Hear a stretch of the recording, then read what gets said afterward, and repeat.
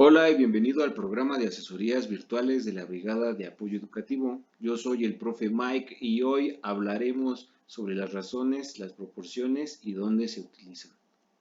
Vamos a empezar planteando el principio de equivalencia, que no es complicado, ya que dos cantidades tienen el mismo valor aunque se representan de diferentes formas.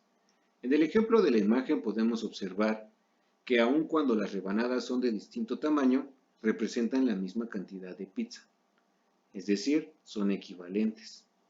Este principio es muy útil pues podemos transformar números enteros en fracciones, solo colocando un 1 debajo del número, y si necesitamos cambiar su denominador, basta con multiplicar al numerador y al denominador por la misma cantidad. Por ejemplo, 3 es igual a 6 medios. Las equivalencias son más comunes de lo que pensamos.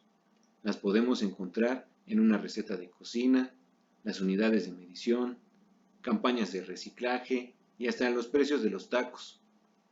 Estas equivalencias muchas veces las usamos como marcos de referencia para un sinfín de comparaciones. Una razón es la comparación de dos cantidades, las cuales denominamos antecedentes y consecuentes. Existen dos formas de comparar cantidades: hallando cuánto excede una a la otra con una resta, o indagando cuántas veces contiene una a la otra, es decir, dividiéndolas. Estas comparaciones las hacemos con toda clase de objetos conocidos, como cuerpos celestes, animales o edificios, y nos permite visualizar una realidad más detallada a partir de una referencia. Como mencionamos, las comparaciones se hacen mediante dos razones, ya sean aritméticas o geométricas. La razón aritmética nos permite responder la pregunta: ¿cuánto excede una cantidad a la otra? Esta comparación se realiza restando antecedentes con consecuentes y se lee A es a B. Por ejemplo, Karen tiene 36 plumones y Jocelyn 24 plumones. Si realizamos un cotejo con base en la pregunta anterior, determinamos que el antecedente es 36 y el consecuente 24. Es decir, 36 es a 24. Restamos y en respuesta obtenemos que la diferencia entre la cantidad de plumones de Karen y Jocelyn es de 12 plumones. Sencillo, ¿no? Ocupamos una razón geométrica cuando nos preguntamos: ¿cuántas veces cabe una cantidad en otra? En esta fracción, el numerador representa al antecedente y el denominador al consecuente, y se lee de igual manera, A es a B. Por ejemplo, una ballena mide 32 metros de largo y un bocho 4 metros. Esta comparación, guiada por la pregunta que acabamos de exponer, se realiza dividiendo a los antecedentes entre los consecuentes. Por lo tanto, un bocho cabe 8 veces en una ballena. Interesante, ¿no crees? En una proporción, relacionamos el resultado de una comparación con otra. Lo escribimos como una igualdad de entre razones, donde sus elementos pueden ser distintos, pero dependen uno del otro en estrecho equilibrio. En una proporción directa o regla de tres simple, como la llamas, los elementos involucrados se corresponden de igual manera, es decir, si uno aumenta, el otro aumenta, y si el otro disminuye, el otro lo hará también. Por ejemplo, la temperatura y la energía son directamente proporcionales. A mayor temperatura, mayor será la energía, y a menor temperatura, menor será la energía también. Resolvamos el siguiente ejemplo. Si 4 libretas cuestan 80 pesos, ¿cuánto costarán 15 libretas? Escribimos una regla de 3. 4 libretas es a 80 pesos y 15 libretas es a X pesos. Lógicamente, si compramos más libretas, el valor del costo se elevará, y eso nos indica claramente una proporción directa. Escribimos 4 sobre 15 es igual a 80 sobre X. Para hallar el valor de X, multiplicamos cruzado y dividimos entre la cantidad que está a un lado. Podemos dividir 80 entre 4 para deshacernos de la fracción y obtenemos como resultado que el costo de las 15 libretas sería de 300 pesos. En una proporción inversa, los elementos se corresponden de manera contraria, es decir, si uno aumenta, el otro disminuye, y viceversa.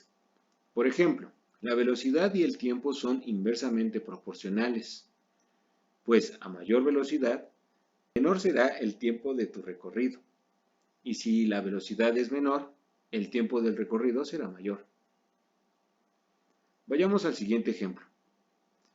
4 hombres realizan una construcción en 14 días. ¿En cuánto tiempo podrán hacer la misma construcción 7 hombres?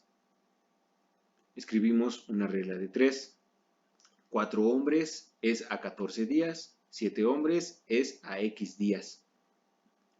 Razonando un poco, llegamos a la conclusión de que si aumentamos la cantidad de personas en el trabajo, estos terminarían en menor tiempo la misma construcción. Esto nos indica que su proporcionalidad es inversa. Para encontrar la solución, se necesita multiplicar los valores de forma lineal y dividimos entre el número de abajo. Lo escribimos y queda de la siguiente forma. Reducimos 14 entre 7 y obtenemos el resultado. Por lo tanto, si se emplean 7 hombres para realizar dicha construcción, tardarían 8 días en construirla. Si bien resolver proporciones no es complicado, el chiste está en razonar lógicamente la relación de todas las cantidades, sin importar el número de razones involucradas. En las proporciones compuestas, solo basta con comparar cada razón y determinar su proporcionalidad respecto a la incógnita, a partir del principio de equivalencia. Si la proporción es inversa, se multiplica por la razón.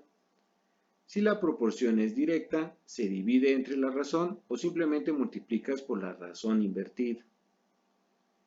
Para quedar más claro, resolvamos el siguiente ejercicio. 3 panaderos trabajando 8 horas diarias han hecho 80 roscas de reyes. ¿Cuántos días necesitarán 5 panaderos trabajando 6 horas diarias para hacer 60 roscas de reyes? Primero, pondremos los datos en una tabla para identificar más fácil su proporcionalidad respecto a la incógnita. Usando el principio de equivalencia, X es una proporción de los 10 días establecidos. Observamos la proporcionalidad entre la cantidad de panaderos y los días. Más panaderos implica menos días de trabajo. Se trata de una proporción inversa. Entonces, multiplicamos por la razón 3/5. Después, entre la cantidad de horas y los días. Menos horas, más días de trabajo. Es también una proporción inversa. Por consiguiente, multiplicamos por la razón 8/6. Seguimos comparando cantidades entre las roscas de reyes y los días. A menor cantidad de roscas, menor cantidad de días de trabajo. Por lo tanto, es una proporción directa y multiplicamos por la razón invertida, 60/80. Finalmente realizamos las operaciones correspondientes. 60 y 80 son múltiplos de 10, podemos reducir la fracción quitando los ceros, y como tenemos elementos iguales arriba y abajo en la multiplicación de fracciones, los eliminamos. Obtenemos como resultado que 5 panaderos jalando 6 horas diarias para realizar 60 roscas de reyes les toma 6 días. Bueno, con esto terminamos la charla de hoy. Muchas gracias por tu atención. Síguenos en las redes sociales, abajo se encuentran los links, y contáctanos si tienes dudas sobre tus materias. Soy el profe Mike del área Físico-Matemáticas. Hasta la próxima.